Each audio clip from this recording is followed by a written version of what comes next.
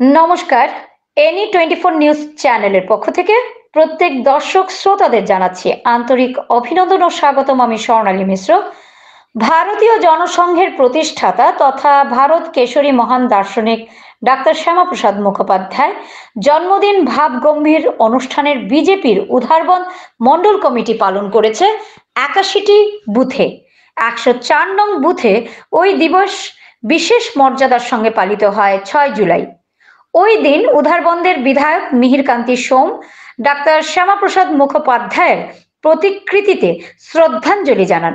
শ্রদ্ধাঞ্জলি মণ্ডল সভাপতি নবারুণ চক্রবর্তী, বুথ সভাপতি প্রদীপ দেব, সম্পাদক নিঠু সেন, মন কি বাত প্রমুখ পরিতোষ দাস ও যুব মোর্চার সদস্য বিবেক আচার্য।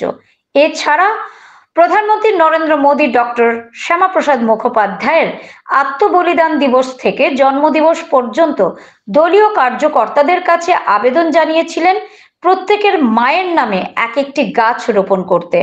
মণ্ডল সভাপতি তার মা সবিতা চক্রবর্তীকে সাক্ষী রেখে বৃক্ষরোপণ করেন।